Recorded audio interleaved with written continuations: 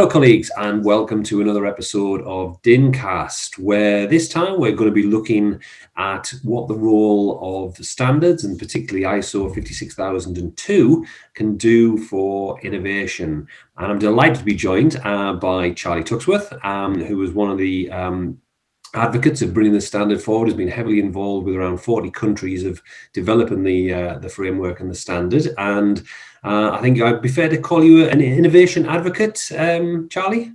Yeah, absolutely. That's not a bad term, yeah. Yeah, so as I say, thanks very much for taking the time out today to speak to us. I suppose, you're sort of based across there in Ireland. It might be worth you sort of just introducing yourself to us and telling us a little bit about yourself.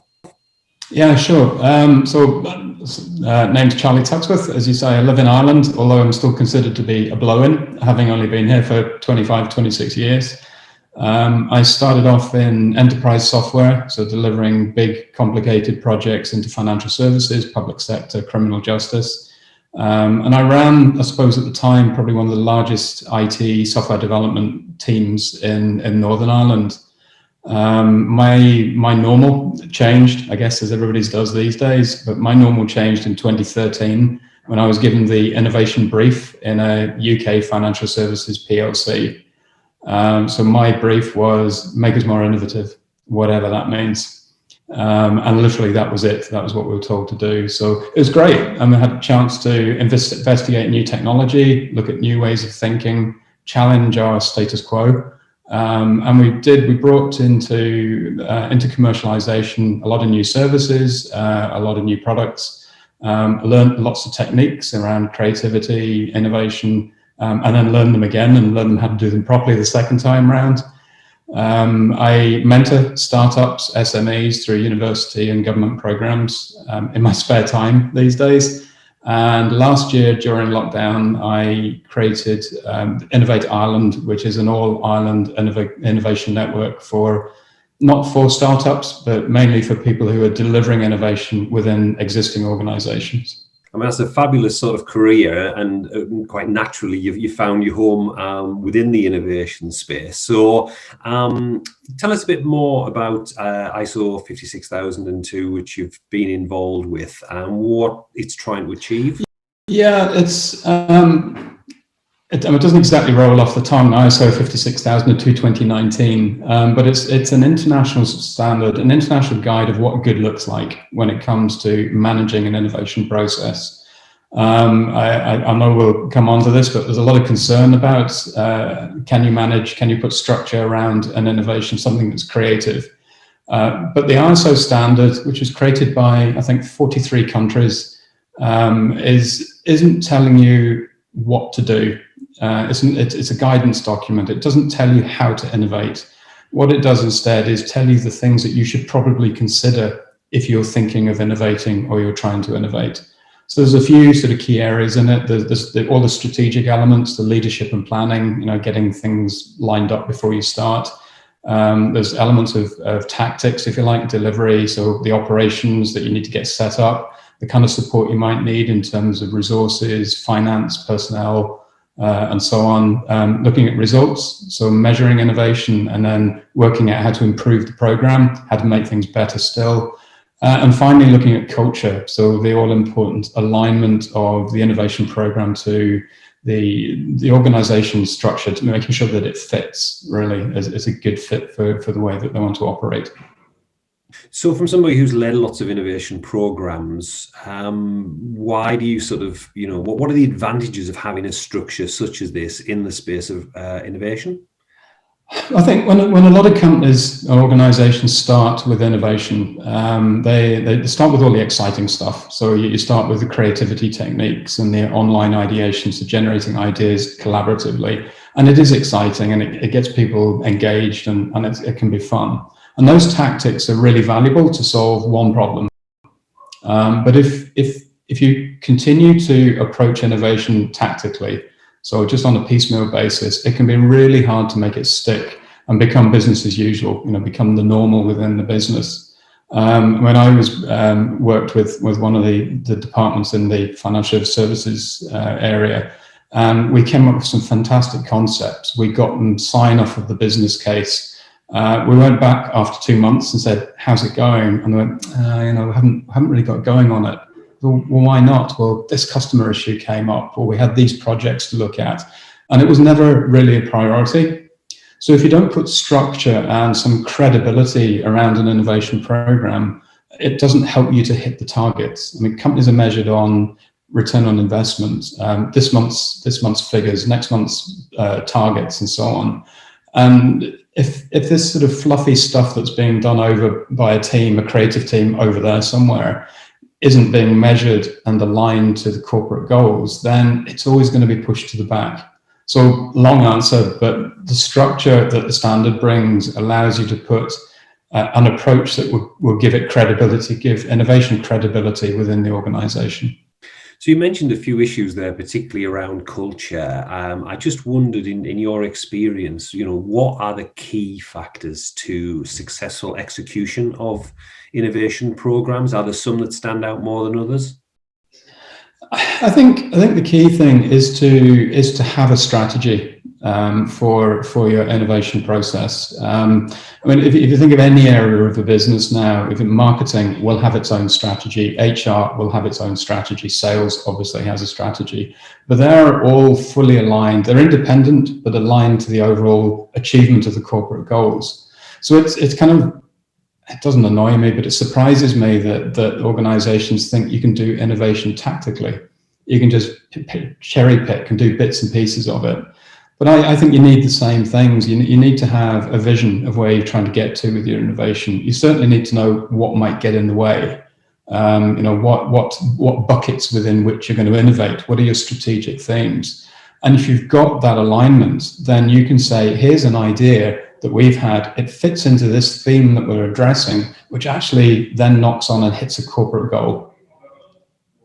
I mean, you touched on another interesting issue there about, where does responsibility for innovation sit? Now, we work with lots of different businesses and companies, both inside and outside of the social housing sector. And I just wondered what your view was around who owns the innovation space, because you can take some approaches, which is it's everybody's responsibility, and other organizations where it's that small team over there. What's your... I think it needs to be spread across the organization. You certainly need an owner, and an owner that doesn't necessarily have to sit at the very top level, but they certainly have to have buy-in from the very top level. I've worked with organizations, and basically if the CEO doesn't get the need for innovation, then there's no point in trying, because it won't happen, because it needs to come from top down as well as being supported from underneath, if you like. So it's not one person. It's a team effort. You need to collaborate. You need the diversity of views and opinions coming in. And is that perhaps where a framework such as ISO 56002 might be able to assist? Yeah, certainly. What it does do is make you look at things like the risks to the innovation program. So it's not risks to the ideas that you're trying to commercialize, but it's what is going to make this program fail. And you need to have a hard look at it and come up with mitigation. So if one of our failures is, well, we never have budget for it, we have to beg, steal and borrow money, then the mitigation is to put some budget aside at the beginning of the year. And likewise, having measures in place, that we need to get people trained.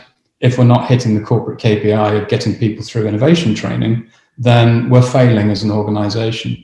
So it is structured. It's quite hard in some places, but it's just reflecting best practice, really. And again, you alluded to this at the beginning. I can imagine a lot of DIN members, if we start talking about, an ISO standard, will say, well, whoa, that's just not compatible with thinking like an innovator, which is serendipitous, it's creative, it actually doesn't have structure in that. So how would you sort of respond to that sort of view? Yeah, the creativity, the generation of ideas is critical, absolutely critical, but it's just one of the mindsets that an organization needs to have in order to systematically take ideas or generate ideas and take them through to commercialization. The creative people often are not great at finishing or implementing. It's a sweeping generalization. But if you haven't got people who can kind of ask the hard questions and say, well, that'll never work here, but if we do this, it might, then you either develop ideas that don't go anywhere, or you develop ideas that don't actually solve the problem that's supposed to.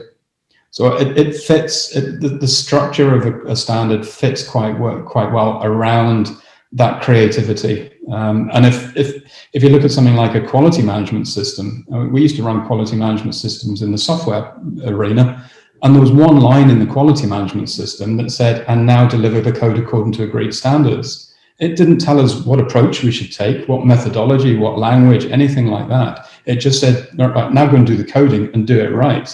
And that's really what the innovation management system is trying to do as well. When it gets to ideation, it says, go and generate some ideas. It doesn't say use creativity, use design thinking, use online ideation.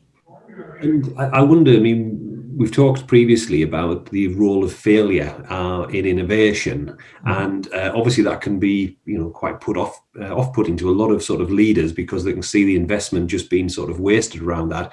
Does the standard actually help organizations narrow down and get, I suppose, to the right type of failure? It does. The standard touches on measurement. There's actually another standard in the series coming out in a couple of years that will really get into innovation management. But I suppose the key thing for me around that is that most measurement is positive. How much money have we made? How many widgets have we got out the door? And for innovation, the KPIs, the key performance indicators, need to be slightly different. They need to expect and predict failure. So if you have measures in there saying, well, we need to have 80% of all ideas rejected, we want a percentage of concepts thrown out during the verification stage, then if having failure as part of the process and having part of the measures sets an expectation amongst the management team that, we're going to get some negative stories here, but that's actually a good thing, because it means the stuff that is getting through has been correctly verified, and we're more confident that it'll actually make it through to commercialization.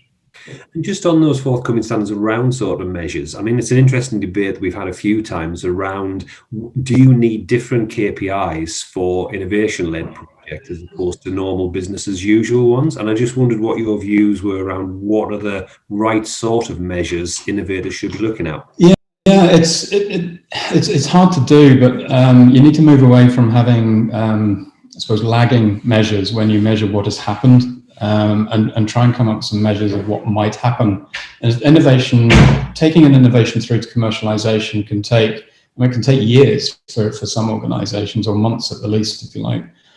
So you can't measure on how much money you've made from the ideas.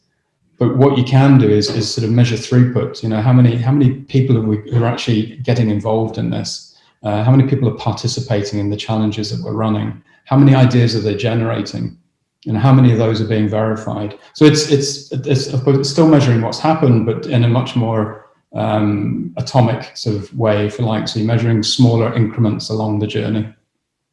So for those viewers and DIN members looking at this who want to sort of explore further the ISO standard, what would be the next steps for them? Where would they go to look at this and explore it? I think the best thing, the good thing about 56002 is it's actually one of the more readable standards. Some of them are really technical, really hard read. It's relatively short, and it's in decent English. You can actually understand what it's trying to tell you. So I would recommend anybody seriously looking at it is buy the standard. I mean, it's like 150 quid or something.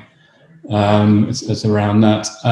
Equally, do some of the fun stuff. Innovation should be fun. It should be creative. So to carry on doing that, but set expectations that you potentially want to be more formal in due course. Because once people lose interest, it's 10 times harder to get them back interested than to get them in the first place. Yeah, momentum is absolutely critical, I suppose, not just to innovation projects, but any project to get people involved. Yeah, absolutely, yeah. Well, look, that's been a great run through of ISO 56002 there, Charlie. Thank you very much for explaining that and ask questions around that. And I look forward to working with you again. Thank you for the opportunity, and really enjoyed it. Thank you.